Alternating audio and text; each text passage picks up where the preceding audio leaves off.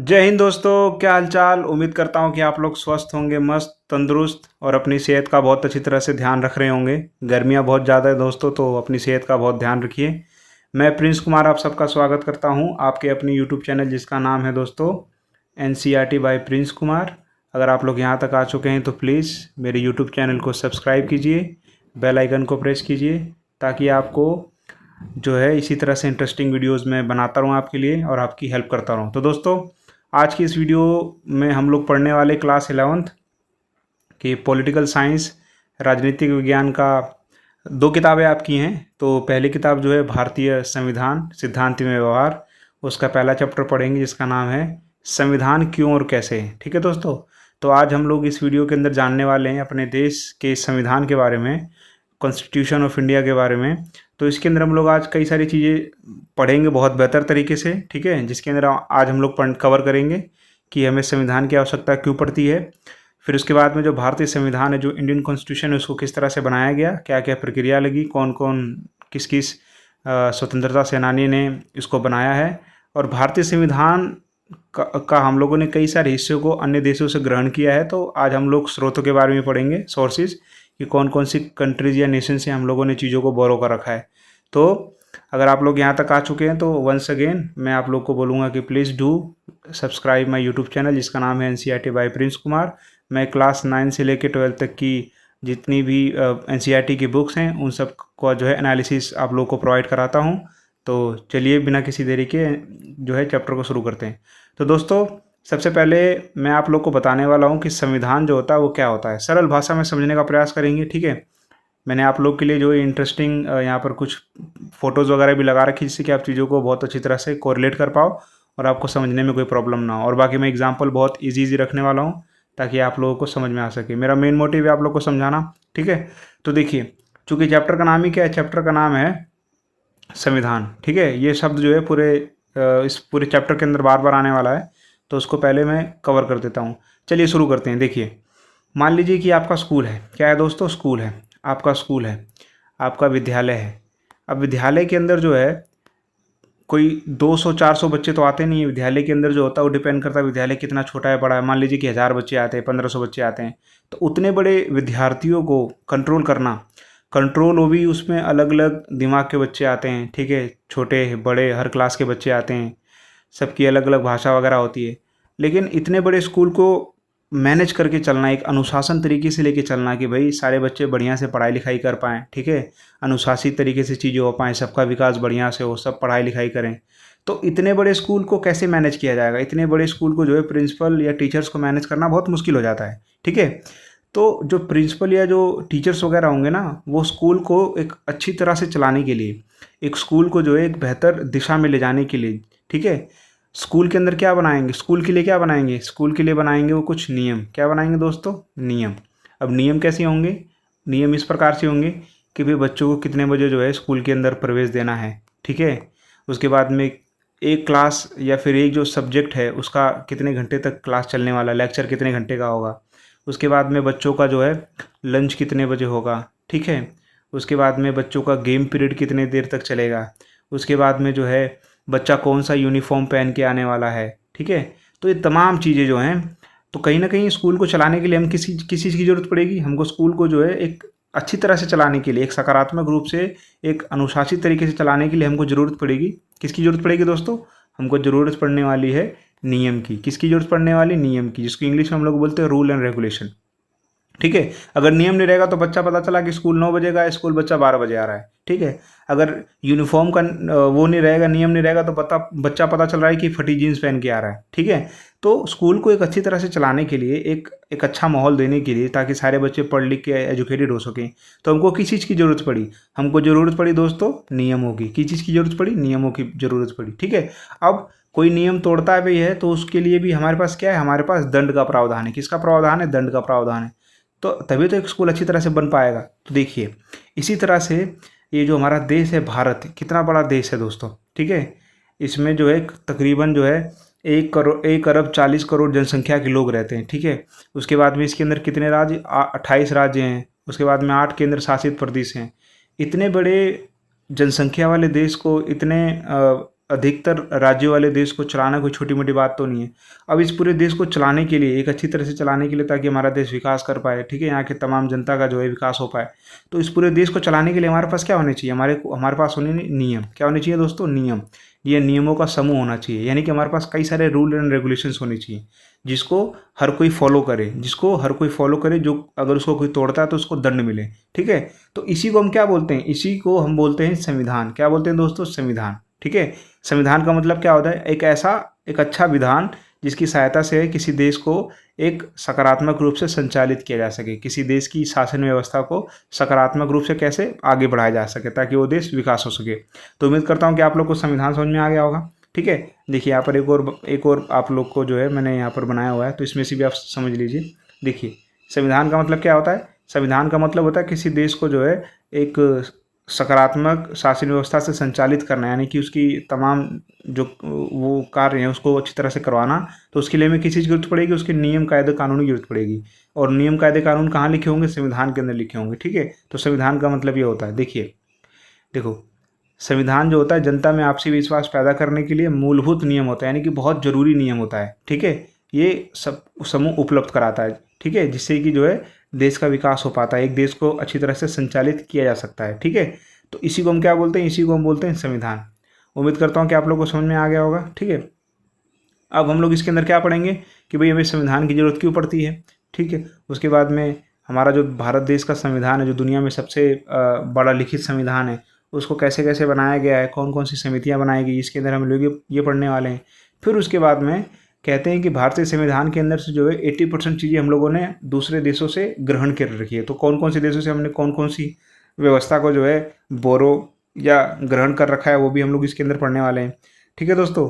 ये वीडियो दो पार्ट में आएगी, तो दो पार्ट में आप लोग देखिएगा। ऐसा नहीं कि आप लोगों ने फर्स्ट पार्ट देख लिया, तो अगर आप लोग केवल फर्स्ट पार्ट देख के सेकंड को इग्नोर करेंगे तो आपको चैप्टर बिल्कुल समझ में नहीं आने वाला है।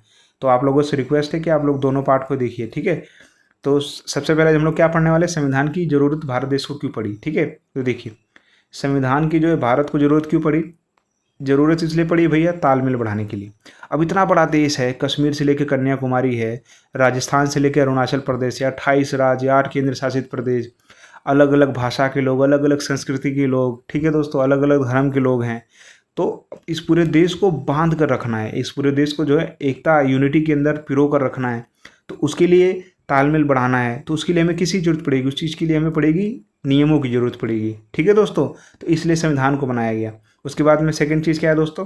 सेकंड चीज़ है आपकी बुनियादी नियम सुनिश्चित करना, कि हम एक बुनियादी नियम तो बना दे भाई कि अगर कोई इस नियमों को तोड़ेगा तो उसको ये दंड मिला जाएगा। जैसे कि भारतीय संविधान है, उसके अंदर 395 अनुच्छेद हैं। उसके अलावा भी जो है हमारे पास कई सारे कानून वगैरह हैं, जैसे आईपीसी हो गया, सीआरपीसी हो गया। मान लो कि किसी ने किसी का मर्डर कर दिया तो उसको 302 की दफ़ा लगेगी, ठीक है। किसी ने चोरी कर दिया, तो इस प्रकार से जो है नियम कायदे कानून बना रखे हैं। इसी नियम कायदे कानून से जो होता है देश की शासन व्यवस्था को अच्छी तरह से चलाया जाता है, सुचारू रूप से जो है देश चल सकता है, ठीक है। उसके बाद में क्यों जरूरत पड़ा हमें संविधान का जरूरत हमें इसलिए पड़ा कि सरकार की शक्तियों पर सीमाएं लगाना है। देखो संविधान के अंदर सबके अपने अपने काम लिखे पड़े कि जनता का काम क्या करना है, सरकार कैसे बनेगी, सरकार का काम क्या होगा। तो जो संविधान है वो सबके ऊपर नकेल कसता है। क्या कसता है दोस्तों? नकेल कसता है। जिस तरह से जब जो घुड़सवार होता है, जब घोड़े को लगाम लगानी होती है तो उस पर नकेल कसता है, ठीक है। तो उसी तरह से अगर मान लीजिए कि सरकार कभी निरंकुश हो गई, सरकार अपने मन मर्जी के काम करने लग गई, तो उस पर कौन जो है वो करेगा, उस पर कौन दबाव बनाएगा? तो उस पर जो है संविधान दबाव बनाएगा, क्योंकि संविधान के अंदर चीज़ें पहले से लिखी गई हैं कि सरकार को जो है कैसे सरकार चुनी जाएगी, सरकार किन किन मुद्दों पे कानून बना सकती है, ठीक है। तो सरकार की शक्तियों पर सीमाएं लगाने के लिए भी संविधान बहुत ज़रूरी है। तो ये काम हो गया संविधान का। उसके बाद में देखिए, उसके बाद में संविधान का काम क्या है दोस्तों? उसके बाद में संविधान का काम है जनता की आकांक्षाओं को पूरा करना। अब देखिए भारत देश है, भारत की जनता जो है, हम लोग क्या उम्मीद करते हैं नेताओं से? हम लोग क्या उम्मीद करते हैं नेताओं से? हम लोग उम्मीद करते हैं कि भैया हमारे बच्चों को अच्छी शिक्षा मिले। उसके बाद में हमारी जो स्वास्थ्य सुविधाएं अच्छी रहे, हॉस्पिटल्स वगैरह हमें अच्छे मिले। उसके बाद में जो है हम लोग को रोज़गार बेहतर मिले, यानी कि हमारा जीवन स्तर है वो बेहतर से बेहतर हो। यही तो हमारी आकांक्षा है ना, ठीक है। तो इन आकांक्षाओं को पूरा करने का भी संविधान काम करता है। उसके बाद में राष्ट्र की बुनियादी पहचान सुनिश्चित करना, यानी कि अब मान लीजिए कि आप लोग फ्रांस चले गए, मान लीजिए कि आप लोग ब्राज़ील चले गए, तो कैसे पता चलेगा कि आप कौन से देश के हैं? तो आप लोग बताइएगा ना कि हम लोग भारत देश के हैं, ठीक है। तो हमारे राष्ट्र की एक बुनियादी पहचान सुनिश्चित करना संविधान सुनिश्चित करता है, आपको एक आइडेंटिटी देता है, आपको जो है एक अस्मिता देता है, आपको एक नागरिकता देता है। तो ये कौन देगा? ये हमारा संविधान देता है, ठीक है दोस्तों। तो ये संविधान के क्या हो जाएंगे? काम हो जाएंगे, ठीक है। उसके बाद में और क्या इसके अंदर हम लोग पढ़ने वाले चैप्टर के अंदर? इस चैप्टर के अंदर हम लोग दोस्तों पढ़ने वाले हैं संविधान निर्माण का कार्य, किस किस ने भारतीय संविधान को बनाया, कौन से नियमों कायदे कानूनों के तहत बनाया गया, ठीक है। उसके बाद में हम लोग इसके अंदर क्या पढ़ेंगे? इसके अंदर हम लोग पढ़ेंगे भारतीय संविधान के विभिन्न स्रोत, यानी भारतीय संविधान को कहाँ कहाँ से लिया गया है। देखिए मोटा मोटी आप लोग को बता देता हूँ, बाकी तो इसको हम लोग पढ़ेंगे ही। भारतीय संविधान को हम लोगों ने ब्रिटेन के संविधान से कुछ चीज़ें उठाई हैं, अमेरिकी संविधान से हम लोगों ने कई सारी चीज़ों को जो है बोरो किया है, फिर कनाडाई संविधान से, फ्रांस के संविधान से, आयरलैंड। तो इन तमाम देशों से जो हम तमाम देशों के संविधानों से जो है हम लोगों ने कुछ अच्छी अच्छी चीज़ों को क्या किया है? बोरो किया है। जिस तरह से इंसान को जो है, अगर कोई किसी इंसान के अंदर बहुत अच्छी आदत है तो हमें अच्छी आदतों को ग्रहण करना चाहिए, ठीक है। हमें हमेशा अच्छा लेना चाहिए, बुरा नहीं लेना चाहिए। इसी तरह से भारतीय जो स्वतंत्रता सेनानी थे, जो भारतीय नेता थे, उन्होंने भी अंतर्राष्ट्रीय स्तर पर जो देश के अंदर जो कानून बढ़िया लगा उसको उन्होंने अपने अपने भारतीय संविधान के अंदर इंक्लूड कर लिया, ठीक है दोस्तों, ठीक है। ये देखिए हमारे भारतीय संविधान की जो भारतीय संविधान उसकी कॉपी है, ठीक है। ये देखिए नेता वगैरह हैं। तो इस तरह से आज हम लोग इस चैप्टर के बारे में बढ़िया से बिल्कुल बढ़िया तरीके से पढ़ेंगे। तो आप लोग कहीं जाइएगा मत, अगर आप लोग यहाँ तक आ चुके हैं तो बने रहिएगा, आपको बहुत सारी चीज़ें सीखने को मिलने वाली हैं, ठीक है। तो चलिए शुरू करते हैं। देखिए भारतीय संविधान क्या है, संविधान की आवश्यकता क्यों पड़ी, संविधान का निर्माण कैसे हुआ, संविधान का स्वरूप क्या है, भारतीय संविधान के स्रोत कहाँ कहाँ से लिए हम लोगों ने, संविधान की विशेषताएं क्या क्या हैं, ये तमाम चीज़ हम लोग इसके अंदर पढ़ने वाले हैं। तो चलिए शुरू करते हैं। सबसे पहले हम लोग कौन से सवालों का जवाब ढूंढेंगे? सबसे पहले हम ढूंढेंगे सवालों का जवाब, संविधान क्या है। देखिए दोस्तों, ये जो है मैं आप लोगों को सपोर्टिंग मटेरियल से पढ़ा रहा हूँ, ठीक है। तो आप लोग चाहोगे तो इसके नोट्स वगैरह भी बना सकते हो, क्योंकि इससे बाहर कुछ नहीं आने वाला है, क्योंकि सरकार ने आपको बता दिया कि ये सिलेबस, इससे बाहर हम कुछ नहीं पूछने वाले हैं, ठीक है। तो आप लोग ज़्यादा परेशान मत होइए। अगर आप लोग नोट्स वगैरह बनाना चाहते हैं, जो कि अच्छी बात है, तो आप लोग इसी को जो है स्टॉप कर करके आप लोग अपनी कॉपी में नोट डाउन कर सकते हैं बढ़िया से, ठीक है। हर एक सवाल का उत्तर मिल जाएगा, ये जितने भी इस पॉइंट इसके अंदर दे रखे हैं। तो चलिए शुरू करते हैं। सबसे पहला क्या है? संविधान क्या है, संविधान किसे बोला जाता है। इसके अंदर आपको परिभाषा भी मिल जाएगी। देखिए संविधान का मतलब क्या होता है? जनता की विशिष्ट आकांक्षाओं को पूरा करने का साधन है संविधान, ठीक है भाई। जनता की जो बहुत सारी उम्मीदें होती हैं, शिक्षा, स्वास्थ्य, रोजगार, अच्छा पर्यावरण, ये सब कौन पूरा करता है? संविधान पूरा करता है। उसके बाद में राजनीतिक प्रक्रिया के मूल ढांचे का निर्धारक, कि भाई राजनीतिक, हमारे देश के अंदर राजनीति कैसी होगी, कौन चुनाव लड़ सकता है, कौन पार्टी बना सकता है, चुनाव की प्रक्रिया क्या होगी, ये तमाम चीज़ें संविधान के अंदर लिखी गई हैं। उसके बाद में सरकार तथा जनता के बीच संबंधों का विनिमय, सरकार और जनता के बीच में कैसे संबंध रहेंगे, ठीक है, ये भी संविधान हमें बताता है। उसके बाद में सरकार के 3 जो प्रमुख अंग है, विधायिका जिसका काम होता है कानून बनाना, कार्यपालिका जिसका काम होता है कानून को लागू करवाना, न्यायपालिका की जो है अगर कोई गलत काम करता है तो उसको दंड देना। तो ये तमाम चीज़ें कौन बता, ये सब चीज़ें कौन बताता है? संविधान बताता है कि भाई संविधान के अंदर ये सारी चीज़ों को लिखा गया है, ठीक है, ठीक है। उसके बाद में देखिए संविधान की ज़रूरत क्यों है, मैंने आप लोगों को बता दिया था शुरू में ही। मनुष्य एक सामाजिक प्राणी है, समाज विभिन्न प्रकार के समुदायों से बनता है, इन समुदायों में तालमेल बिठाने के लिए संविधान जरूरी है, ठीक है दोस्तों। उसके बाद में संविधान जनता में आपसी विश्वास पैदा करने के मूलभूत नियमों का समूह उपलब्ध करवाता है। संविधान ये भी तय करता है कि अंतिम निर्णय डिसीजन लेने की शक्ति किसके पास है, ठीक है। संविधान के अंदर सब कुछ लिखा गया है, ठीक है। उसके बाद में संविधान जो होता है गवर्नमेंट निर्माण के नियमों, उपनियमों तथा उसकी शक्तियों में सीमाओं को तय करता है। देखिए संविधान के अंदर लिखा गया है कि सरकार क्या क्या काम कर सकती है, क्या क्या काम नहीं कर सकती, यानी कि सरकार पे जो है वो अंकुश भी लगाती है, ठीक है।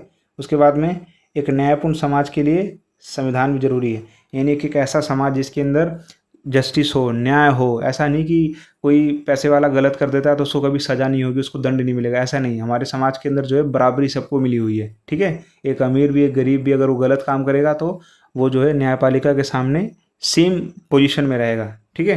तो ये हमारा भारतीय संविधान सुनिश्चित करता है। आगे बढ़ते हैं। देखिए अब इसके अंदर हम लोग पढ़ने वाले कि भारतीय संविधान सभा का निर्माण, संविधान कैसे बना गया, क्या क्या प्रक्रियाएं थी, वो सब इसके अंदर हम लोग समझने वाले हैं। अभी हम लोगों ने क्या समझा? अभी हम लोगों ने समझा कि भारतीय संविधान की हमें ज़रूरत क्यों है, ठीक है। एक सवालों का उत्तर हमें एक मिल चुका हम लोगों को। अब हम सेकेंड टॉपिक पे आते हैं कि भारतीय संविधान का कैसे निर्माण किया गया, कौन कौन निर्माण किया। तो चलिए इसको शुरू करते हैं। देखिए जुलाई 1945 में इंग्लैंड में नई लेबर पार्टी सरकार सत्ता में आई, तब भारतीय संविधान बनाने का मार्ग खुला। आप लोग को पता होना चाहिए कि भारतीय हम लोग जो थे वो सन 15 अगस्त 1947 तक जो है किसके गुलाम थे, हम लोग ब्रिटिश के गुलाम थे। ठीक है दोस्तों। तो इसके बाद में देखिए, उसके बाद में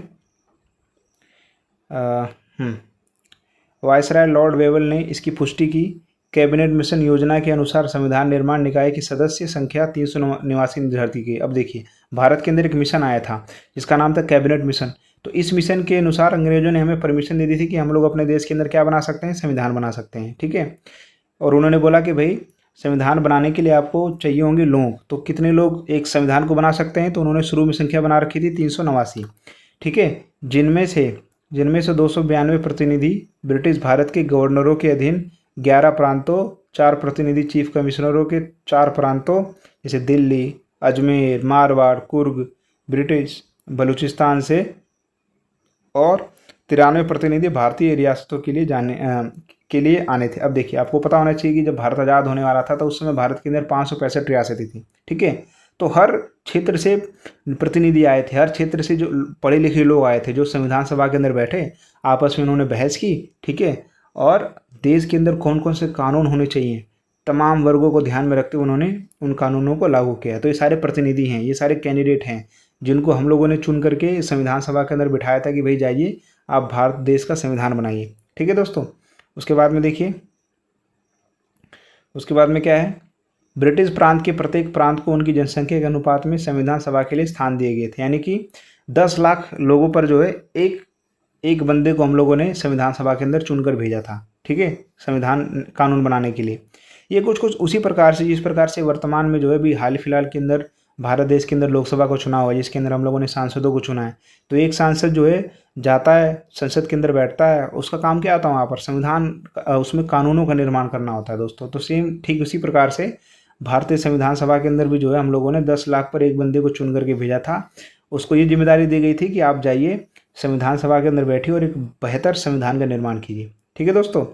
उसके बाद में क्या है, प्रत्येक प्रांत की सीटों को 3 प्रमुख समुदायों मुसलमान, सिख एवं सामान्य में उसकी जनसंख्या के अनुपात में बांटा गया था। 3 जून 1947 माउंटबेटन योजना के अनुसार भारत पाकिस्तान विभाजन तय हुआ। परिणाम स्वरूप पाकिस्तान के सदस्य संविधान सभा के सदस्य नहीं रह पाए और भारतीय संविधान की वास्तविक सदस्य संख्या 299 रहेगी। जो 389 थी वो 299 रहेगी। ठीक है। अब देखिए, यहाँ से असली चीज़ शुरू होने वाली है। यहाँ से आप लोगों को कई सारे सवाल पूछे जाएंगे, तो बहुत ध्यान से सुनिएगा। एक एक नंबर के सवाल यहाँ से बहुत ज़्यादा आने वाले हैं। ठीक है। ठीक है। यहाँ से एक अभी हाल ही फिलहाल में जो यूपीएससी का प्रीलिम्स का पेपर हुआ ना, जो आईएएस आईपीएस बनते हैं, तो उसका जो पहला पेपर होता है प्रीलिम्स, इसी एक लाइन में से एक सवाल पूछा गया है 2 नंबर का। ठीक है। तो देखिए इसकी इंपॉर्टेंस कितनी है। देखिए, संविधान सभा का विधिवत उद्घाटन दिन सोमवार 9 दिसंबर 1946 को प्रातः 11 बजे हुआ। ये सवाल पूछने वाला है। कौन सा सवाल पूछेगा दोस्तों, ये सवाल पूछेगा कि संविधान सभा का जो है गठन कब किया गया था। तो इसका गठन किया गया था 9 दिसंबर 1946 को, ध्यान रखिएगा आप लोग। उसके बाद में 9 दिसंबर 1946 को डॉक्टर सच्चिदानंद सिन्हा को संविधान सभा का अस्थायी अध्यक्ष नियुक्त किया गया था। अब देखिए, यही सवाल, यही जो सवाल है ना, यही जो पॉइंट है, यही पूछा गया था यूपीएससी प्री में।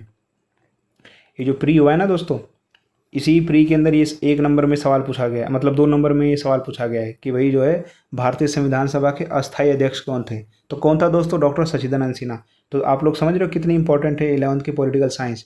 आईएएस के एग्जाम तक में ये सवाल पूछे जाते हैं यहाँ से, तो आप लोग बहुत ध्यान से पढ़िएगा।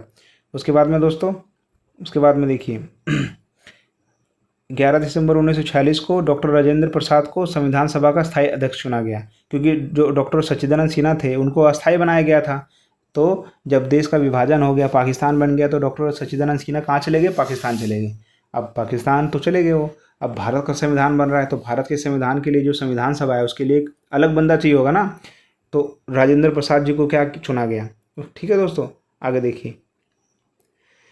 वही संविधान की प्रारूप समिति के अध्यक्ष डॉक्टर बी अम्बेडकर को चुना गया। ठीक है। अब देखिए, सबसे इंपॉर्टेंट ये सवाल पूछा जाएगा आपसे, 1 नंबर में पक्का पूछा जाने वाला है कि प्रारूप समिति जो थी उसके अध्यक्ष किसको बनाया गया। तो प्रारूप समिति के जो अध्यक्ष बनाए गए थे डॉक्टर बी अम्बेडकर जी बनाए गए थे, याद रखिएगा। सबसे इंपॉर्टेंट 1 नंबर के अंदर पक्का आने वाला है। उसके बाद में दोस्तों 13 दिसंबर 1946 को पंडित जवाहरलाल नेहरू ने संविधान का उद्देश्य प्रस्ताव पेश किया। अब देखिए, यहाँ से भी एक सवाल पूछा जाता है कि भारतीय संविधान सभा का जो है भारतीय संविधान का उद्देश्य प्रस्ताव किसने प्रस्तुत किया? तो याद रखिएगा, पंडित जवाहरलाल नेहरू ने। कब पेश किया? 13 दिसंबर 1946 को संविधान का उद्देश्य प्रस्ताव, ठीक है, जिसको हम लोग प्रियम्बल बोलते हैं, वो इन्होंने पेश किया। इसका प्रियम्बल क्या होता है? ये होता है एक तरह से कि भाई पूरी किताब जो है, पूरा संविधान जो लिखा जाना, उसका जो है निचोड़ क्या होगा, ठीक है, कम शब्दों में जो हो। जैसे आप लोग एनसीईआरटी की किताबें पढ़ते हो तो जैसे पेज पलटते हो तो आप आता है ना उद्देशिका प्रस्ताव, जिसके अंदर लिखा होता है हम भारत के लोग भारत को संपूर्ण प्रभुत्व संपन्न समाजवादी पंथ निरपेक्ष, ठीक है। तो इन बातों को पढ़ करके हमें पूरी संविधान का स्ट्रक्चर, एक मोटा मोटा हम लोग को स्ट्रक्चर मिल जाता है, ठीक है। हाँ, तो वही उद्देश्य प्रस्ताव होता है। उसके बाद में दोस्तों, उसके बाद में देखिए, इसमें भारत के भावी प्रभुत्व संपन्न लोकतांत्रिक गणराज्य की रूपरेखा, यानी कि पूरे संविधान की रूपरेखा पहले से मतलब बताई गई थी उद्देश्य प्रस्ताव के अंदर। उद्देश्य प्रस्ताव को 22 जनवरी 1947 को संविधान सभा ने क्या किया था? स्वीकार किया था। 26 नवंबर 1949 को अंगीकृत भारतीय संविधान में 395 अनुच्छेद, 22 भाग तथा 8 अनुसूचियाँ थी। ये सवाल एक नंबर में आ सकता है कि भारतीय संविधान को कब जो है अधिकृत किया गया था, कब एक्सेप्ट किया गया था? तो एक्सेप्ट कब किया गया था? 26 नवंबर 1949 को अंगीकृत किया गया था। और इसके अंदर उस समय कितने अनुच्छेद, कितने भाग और कितने अनुसूचियाँ थी दोस्तों? तो इसके अंदर उस समय, ठीक है, जब इसको पास कर दिया गया था तो उस समय कितनी? 395 अनुच्छेद, 22 भाग और 8 अनुसूचियाँ थी, ठीक है। बाद में ये जो अनुसूचियाँ बढ़ करके 8 से 12 हो जाते हैं, ठीक है। तो याद रखिएगा आप लोग। आगे बढ़ते हैं। ये देखिए, मैंने आप लोगों के लिए जो है, ताकि आप लोग बोर ना हो, इसलिए मैंने एक अच्छी अच्छी फ़ोटोज़ लगा रखी। इस तरह से संविधान सभा था, जिसको भी कोई नए कानून लगते थे कि भाई कानून संविधान सभा के अंदर जोड़ने होते थे, वो खड़ा होता था और वो ये अध्यक्ष बैठते थे संविधान सभा के, डॉक्टर राजेंद्र प्रसाद जी, उनको बोला जाता था और इसके पक्ष विपक्ष में खूब चर्चाएँ होती थी, ठीक है। उसके बाद में देखिए, और फैक्ट क्या है, संविधान को बनाने में, यानी भारतीय संविधान को तैयार करने में 2 साल 11 महीने 18 दिन का समय लगा, ठीक है। और कुल कितनी बैठकें की गई? 166 बैठकों के अंदर जो है हमारा देश का संविधान बनकर निर्माण हुआ। उसके बाद में 26 नवंबर 1949 को अंगीकृत भारतीय संविधान को 26 जनवरी 1950 को विधिवत रूप से लागू कर दिया गया। अब देखिए, यहाँ से एक सबसे ज़रूरी सवाल ये पूछा जाएगा कि भारतीय संविधान को लागू कब किया गया? तो भारतीय संविधान को लागू किया गया 26 जनवरी 1950 को। अब आप लोग बोलोगे कि भैया 26 जनवरी 1949 क्या है? तो इस दिन हमारा संविधान जो है कंप्लीट रूप से बन करके तैयार हो गया था। लेकिन लागू कब हुआ भारत के अंदर? कि कब से भाई ये कानून अब लागू कर रहे हैं, अगर कोई भी गलती करेगा तो उसको जो है कानून के अनुसार दंड दिया जाएगा। तो लागू करने का मतलब ये होता है, ठीक है। तैयार तो 26 नवंबर 1949 को ही हो गया था, लेकिन देश के अंदर लागू कब किया गया था? 26 जनवरी 1950 को। इसी दिन को जो है हम लोग किस लिए किस रूप में सेलिब्रेट करते हैं? हम लोग सेलिब्रेट करते हैं गणतंत्र दिवस के रूप में। किस दिन के रूप में दोस्तों? गणतंत्र दिवस। इसका मतलब क्या होता है? रिपब्लिक, यानी कि हमारे पास हमारा एक संविधान है। जिस देश के पास अपना एक संविधान होता है उस अपने आप को रिपब्लिक बोलता है। क्या बोलता है? गणतंत्र बोलता है। इसलिए जो है 26 जनवरी को जो है हम लोग क्या मनाते हैं? गणतंत्र दिवस मनाते हैं, ठीक है। हाँ, 15 अगस्त हम लोग इसलिए मनाते हैं क्योंकि हमारा देश उस दिन आज़ाद हुआ था, इसलिए उसको हम क्या बोलते हैं? स्वतंत्रता दिवस बोलते हैं, इंडिपेंडेंस डे बोलते हैं। लेकिन 26 जनवरी को हम लोग क्या बोलते हैं? हम बोलते हैं रिपब्लिक। रिपब्लिक का मतलब क्या होता है? गणतंत्र, ठीक है। आगे देखिए, अब हम लोग क्या पढ़ेंगे कि भाई संविधान सभा की प्रकृति या स्वरूप कैसा था, यानी कि संविधान सभा के अंदर जो लोग चुन कर गए थे उसकी प्रकृति कैसी थी, ठीक है, उसके बारे में हम लोग जानकारी लेने वाले। तो देखिए, संविधान सभा की प्रकृति कैसी थी? प्रत्यक्ष निर्वाचन हुआ था। जनता ने जो है सामने से अपने अध्यक्ष को चुना था, ठीक है। प्रतिनिधि परक था, यानी कि प्रतिनिधि चुन कर गए थे। सभी समुदाय की भागीदारी थी। देखिए, संविधान सभा की सबसे खूबसूरत बात यह थी कि भारतीय समाज का प्रत्येक तबके ने जो है उसके अंदर अपनी हिस्सेदारी दिखाई थी, भागीदारी दिखाई थी। मान लीजिए, अरे संविधान तो सबके लिए ना लागू होगा जी, उसके अंदर जो है हिंदुओं के लिए भी संविधान है, मुसलमानों के लिए भी, मतलब सबके ऊपर वही एक संविधान लागू होने वाला। तो तमाम समुदाय के लोगों ने संविधान सभा में अपने प्रतिनिधि भेजे और वहाँ पर खूब अच्छी अच्छी बहसें हुई और बहसों से जो है, डिबेट से जो है अच्छे अच्छे कानूनों का निर्माण हुआ, ठीक है। हाँ, उसके बाद में देखिए, विचार विमर्श एवं सहमतिपूर्ण निर्णय पर बल दिया गया। देखिए यहाँ पर किस तरह से ये लोग जो है आपस में डिबेट कर रहे हैं कि भाई ये कौन सा कानून रखना चाहिए। कोई छोटी मोटी चीज़ थोड़ी ना है जी, पूरे देश के लिए एक संविधान बनाना है, कानून बनाना है, गड़बड़ी नहीं होनी चाहिए ना, इसलिए खूब डिबेट डिस्कशन होती थी, ठीक है। हाँ, उसके बाद में देखिए, अब इसके अंदर हम लोग पढ़ेंगे कि भाई भारतीय संविधान जो है उसमें स्रोत क्या क्या है भारतीय संविधान के। हम लोगों ने भारतीय संविधान जैसे कि मैंने शुरू में बताया आप लोगों को कि भारतीय संविधान के अंदर कई सारे देशों के अच्छे अच्छे कानूनों को रखा गया है। तो कौन कौन से हैं वो अभी हम लोग डिस्कस करेंगे। देखिए, भारतीय संविधान के स्रोत, ठीक है, भारतीय संविधान के स्रोत। संविधान का लगभग 75% अंग भारत सरकार अधिनियम 1935 से लिया गया है, ठीक है।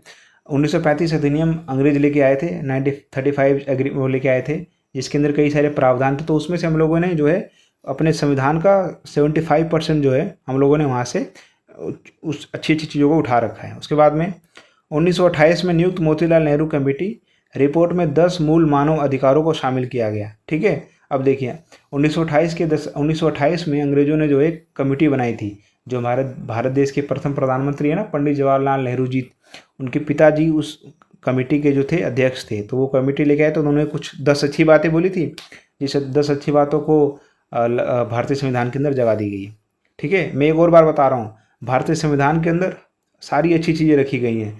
जहाँ से भी अच्छी चीज़, जिस देश के पास भी अच्छे कानून मिले, वहाँ से हम लोगों ने अपने देश के अंदर उसको सोच समझ करके खूब बहस करके अपने देश के अंदर उसको लागू किया है, क्योंकि हमें अच्छा चीज़ चाहिए, ठीक है। उसके बाद में अन्य देशों की संवैधानिक प्रणाली से भी कुछ बातें भारत के संविधान में समाहित की गई हैं, ठीक है, यानी कि रखी गई हैं। कौन कौन सी हैं? तो सबसे पहले हम लोगों ने कौन से देश से ग्रहण किया है? सबसे पहले हम लोगों ने ग्रहण किया ब्रिटिश से, क्योंकि ब्रिटिशर जो थे, अंग्रेजों ने हम लोगों पर 200 साल से ज़्यादा गुलाम किया। तो हमने उनकी कई सारी अच्छी बातों को जो है अपने संविधान के अंदर जगह दी। केवल अच्छी बातों को जगह दी दोस्तों, हाँ। तो कौन कौन सी वो बातें थी? देखिए, सर्वाधिक मत के आधार पर चुनाव में जीत का फैसला, यानी कि हम लोगों ने इस बात को जो है अपने संविधान के अंदर रखा, जिसको हम लोग बोलते हैं the first post the pass system. ये लोग आप लोग आगे पढ़ोगे प्रतिनिधि वाले चैप्टर के अंदर, इलेक्शन वाले में। इसका मतलब क्या होता है कि मान लीजिए 2 कैंडिडेट के बीच में चुनाव हुआ, ठीक है, विधायक का चुनाव हो गया, 2 कैंडिडेटों के बीच में चुनाव हो गया, तो जिस कैंडिडेट को जो है ज़्यादा वोट मिलेंगे, ठीक है, वो कैंडिडेट क्या माना जाएगा? विजयी माना जाएगा, ठीक है। हाँ, तो उसी को बोलते हैं सर्वाधिक मत के आधार पर चुनाव में जीत का फैसला। उसके बाद में दोस्तों, उसके बाद में सरकार का संसदीय रूप, यानी कि जो सरकार बनेगी वो संसदीय रूप में बनेगी, ठीक है, संसद होगी। संसद के अंदर जो होंगे 3 अंग होंगे, जिसके अंदर राष्ट्रपति होगा, लोकसभा होगी, राज्यसभा होगी, ठीक है। इसको बोलते हैं संसदीय रूप, जिसके अंदर एक विपक्ष होगा, एक पक्ष होगा। उसके बाद में कानून का शासन होगा हमारे देश के अंदर। तो हमारे देश के अंदर किसका शासन है दोस्तों? रूल ऑफ लॉ है। इसका मतलब कि कानून के हिसाब से हमारा देश चलता है। उसके बाद में विधायिका में अध्यक्ष का पद और उसकी कानून निर्माण की विधि, ठीक है। विधायिका यानी कि जो हमारा लेजिस्लेटिव है, जिसके अंदर संसद आता है, ठीक है, उसके अंदर विधानसभा आती है, उसके अंदर एक अध्यक्ष की पद वगैरह हम लोगों ने कानून निर्माण की विधि के लिए बना रखे हैं, ठीक है। ये देखिए, ये इंग्लैंड है, इंग्लैंड का झंडा। उसके बाद में हम लोगों ने अमेरिका से क्या ले रखा है दोस्तों? अमेरिका, जिसको हम लोग यूनाइटेड स्टेट्स बोलते हैं। तो हम लोगों ने अमेरिका से भी कई सारी चीज़ें ग्रहण कर रखी हैं, जैसे कि मौलिक अधिकार, देखिए फंडामेंटल राइट, ठीक है दोस्तों। 6 मौलिक अधिकार है हमारे, ये मैं आप लोग को आगे पढ़ाऊँगा। 6 मौलिक अधिकार जो हैं भारतीय जनता को प्राप्त हैं, जिसके अंदर स्वतंत्रता का अधिकार, ठीक है दोस्तों, शोषण के विरुद्ध अधिकार, धार्मिक स्वतंत्रता का अधिकार, समानता का अधिकार, ठीक है। ये तमाम क्या है? मौलिक अधिकार। ये हम लोगों ने कहाँ से ले रखे हैं? ये हम लोगों ने जो है अमेरिका से ग्रहण कर रखे हैं। उसके बाद में दोस्तों, न्यायिक पुनरावलोकन की शक्ति और न्यायपालिका की स्वतंत्रता, उपराष्ट्रपति का पद, ये सब हम लोग कहाँ से ले रखा है? जो वाइस प्रेसिडेंट की पोस्ट है हम लोगों ने अमेरिका से ग्रहण कर रखी है। अमेरिका के अंदर उपराष्ट्रपति का पद होता है। उसके बाद में न्यायिक पुनरावलोकन की शक्ति, जिसको हम लोग जुडिशियल रिव्यू बोलते हैं। मान लीजिए कि सरकार ने जो है संसद के अंदर बैठ करके कोई ऐसा कानून बना दिया जो देश के लिए खतरनाक साबित हो रहा है, किसी समुदाय के लिए खतरनाक साबित हो रहा है। उदाहरण के तौर पर कुछ 1-1.5 साल पहले जो है बीजेपी गवर्नमेंट जो है उन्होंने जो किसानों के लिए 3 बिल लेके आए थे। 3 बिल लेके आए थे ना दोस्तों, जिसके लिए किसानों ने 1.5-2 साल से ज़्यादा जो है आंदोलन किया था। तो वो आखिरी में जो है न्यायपालिका जो है उन्होंने बोला कि भाई कानून तो ठीक नहीं है। तो आखिरी में चल करके मोदी जी की जो सरकार है, उन्होंने जो है मोदी एडमिनिस्ट्रेटर ने उनको ये कानून वापस लेने पड़े। तो इसी को क्या बोलते हैं? जुडिशियल रिव्यू, यानी न्यायिक पुनरावलोकन बोलते हैं, ठीक है। कि जो है हमारी न्यायपालिका जो है वो समय समय पर क्या करती है? हस्तक्षेप करती है। अगर उसको लगता है कि कोई कानून सरकार ने ऐसा बना दिया है जो देश के अंदर खराब व्यवस्था बना सकती है, तो वो जो है उस कानून को वापस लेने के लिए मजबूर करती है। उसके बाद में दोस्तों, उसके बाद में आता है आपका आयरलैंड। आयरलैंड से हम लोगों ने कौन कौन सी चीज़ें ले रखी हैं? तो देखिए, राज्य के नीति निर्देशक तत्व, जिसको हम लोग डीपीसी बोलते हैं, डीपीएसपी बोलते हैं, directive principle of state policies, ठीक है दोस्तों, जो पार्ट 4 के अंदर 36 से 51 अनुच्छेद के बीच में है। उसके बाद में उसके बाद में क्या ले रखा है, राज्यपाल में मनोनीत सदस्यों का प्रावधान, ठीक है, सॉरी, राज्यसभा में मनोनीत सदस्य। हमें पता है कि राज्यसभा के अंदर 12 सदस्यों को क्या किया जाता है, मनोनीत किया जाता है। कौन मनोनीत करता है, राष्ट्रपति करता है, अलग अलग क्षेत्रों से, कला के क्षेत्र से, उसके बाद में खेल के क्षेत्र से, विज्ञान के क्षेत्र से, ठीक है। तो इन क्षेत्रों से जो उनको जो चुन करके भेजा जाता है, तो ये व्यवस्था हमने कौन से देश से ले रखी है, आयरलैंड से ले रखी है, ठीक है दोस्तों। उसके बाद में देखिए, उसके बाद में आता है आपका फ्रांस। फ्रांस से हम लोगों ने कौन सी व्यवस्था ले रखी है, फ्रांस जो देश है, ये फ्रांस का झंडा है दोस्तों। फ्रांस से हम लोगों ने कौन सी व्यवस्था ले रखी है, स्वतंत्रता, समानता, बंधुत्व का सिद्धांत, जिसको हम लोग इंग्लिश में बोलते हैं फ्रेटर्निटी, इक्वालिटी, इंटेग्रिटी। तो ये चीज़ हम लोगों ने कहाँ से ले रखी है, फ्रांस देश से ले रखी है। उसके बाद में दोस्तों कनाडा, कनाडा देश से हम लोगों ने क्या ले रखा है, कनाडा देश जो है एक अर्धसंघात्मक सरकार का स्वरूप, ठीक है। अर्धसंघात्मक का मतलब होता है जिसके अंदर केंद्र भी हो, जिसके अंदर राज्य स्तर भी हो, ठीक है दोस्तों। उसके बाद में अवशिष्ट शक्तियाँ, कुछ मिसलिनियस पावर्स हैं, उसकी व्यवस्था हम लोगों ने कनाडा से ले रखी है। ये आप लोग आगे पढ़ने वाले हैं, कनाडा देश ये रहा, ठीक है दोस्तों। उसके बाद में देखिए, इसलिए भारत के संविधान को उधार का थैला कहा जाता है, ठीक है। क्या बोला जाता है, उधार का थैला, क्योंकि हम लोगों ने कई सारी चीज़ें जो हैं अलग अलग देशों से क्या ली हैं, उधार ली हैं। दूसरी तरफ भारतीय संविधान को पुष्पगुच्छ, बकेट भी कहा जाता है, क्योंकि इसके अंदर अलग अलग फूल समाहित किए गए हैं। यहाँ पर फूल का मतलब अलग अलग देश के कानूनों से है दोस्तों, ठीक है ना। उसकी उम्मीद करता हूँ कि आप लोगों को समझ में आया होगा। देखिए, हमारे भारतीय संविधान निर्माणकर्ता जो हैं, ये हमारे राजेंद्र प्रसाद बाबू जी हैं, ठीक है। ये भारतीय संविधान की कॉपी है, प्रतिलिपि है। तो ये हो गया कि हम लोगों ने कौन कौन से देश से कौन कौन सी चीज़ें उधार ले रखी हैं, ठीक है। आगे बढ़ते हैं दोस्तों, आगे देखते हैं संविधान का राजनीतिक दर्शन। संविधान का राजनीतिक दर्शन का मतलब क्या होता है, देखिए, संविधान के दर्शन से अभिप्राय संविधान की बुनियादी अवधारणाओं से, जैसे अधिकार, नागरिकता, लोकतंत्र, कि भारतीय संविधान के अंदर कौन कौन सी बुनियादी चीज़ों को रखा गया है, ठीक है। तो भारतीय संविधान के अंदर अधिकार जैसी चीज़ों को रखा गया है, कि नागरिकता रखा गया। नागरिकता का मतलब होता है कि भारत के अंदर कौन किस किस को नागरिकता दी जा सकती है, पैमाना क्या नागरिकता का, क्या नागरिकता छीनी भी जा सकती है। फिर लोकतंत्र भारत के अंदर रखा गया है कि भाई यहाँ पर संविधान ही बताता है कि कौन सा देश की प्रकृति कैसी है। उदाहरण के तौर पर अगर आप लोग जो है चीन का संविधान पढ़ोगे, तो चीन के संविधान से आपको ये पता चलेगा कि वहाँ पर क्या है, वहाँ पर तानाशाह है। क्या है दोस्तों, तानाशाह है, ठीक है। वहाँ पर एक पार्टी का प्रभुत्व है। लेकिन वहीं पर अगर आप भारत के संविधान को पढ़ोगे तो उससे आपको क्या जानने को मिलेगा, भारतीय संविधान पढ़ने के बाद आपको पता चलेगा कि भारत एक ऐसा देश है, लोकतांत्रिक देश है। तो किसी देश की प्रकृति कैसी है, क्या वहाँ पर राजतंत्र है, तानाशाह है, ठीक है, या लोकतंत्र है, तो इसका हमें पता कैसे चलेगा। इसका पता हमें केवल तब चलेगा जब हम उस देश के संविधान को पढ़ेंगे, उस देश के कानूनों का अध्ययन करेंगे, ठीक है, नियमों का अध्ययन करेंगे। तभी तो हमें पता चलेगा कि भाई इस देश के जो कानून है, क्या वो जनता को अधिकार देते हैं कि नहीं देते, यहाँ का जो शासक वो कैसा है, कैसी व्यवस्था है। तो संविधान हम लोग को किसी देश की प्रकृति के बारे में बता देता है। इसी तरह से अगर हम भारतीय संविधान के बारे में पढ़ेंगे तो हमको ये तमाम चीज़ें आसानी से जो है समझ में आ जाएंगी। कौन कौन सी, जैसे हमारे देश के अंदर अधिकार है, नागरिकता, लोकतंत्र, ठीक है। उसके बाद में संविधान में नियत आदर्श, जैसे समानता, स्वतंत्रता, हमें संविधान के दर्शन करवाते हैं। हमारे संविधान के अंदर तमाम चीज़ें लिखी गई हैं कि भाई सबको समानता है, स्वतंत्रता है, ठीक है। उसके बाद में क्या है दोस्तों, उसके बाद में देखिए, हमारा संविधान इस बात पर जोर देता है कि उसके दर्शन पर शांतिपूर्ण व लोकतांत्रिक तरीके से अमल किया जाए। हमारे देश के अंदर जो कानून होता है ना दोस्तों, वो बहुत प्यार प्रेम वगैरह से लागू करवाया जाता है, ठीक है। उन मूल्यों को जिन पर नीतियाँ बनी हैं, इन नैतिक बुनियादी अवधारणाओं पर चलकर उद्देश्य प्राप्त करें, ठीक है। आगे देखिए संविधान का मुख्य सार क्या है, संविधान की प्रस्तावना हमारे संविधान की आत्मा है, ठीक है। ये देखिए नेहरू जी हैं, ये संविधान जब बन गया था तो उसके ऊपर सिग्नेचर कर रहे हैं, ठीक है। ये पूरा दल है। तो देखिए इसका मतलब क्या हो गया, ये देखिए संविधान की विशेषताएं या संविधान की उपलब्धियां क्या क्या हैं, ठीक है। तो ये कुछ इस प्रकार से बना हुआ है, तो इसको 1 बाय 1 करके बताऊंगा। देखिए, मूलभूत ढांचा संशोधनों के बाद भी बरकरार रहता है।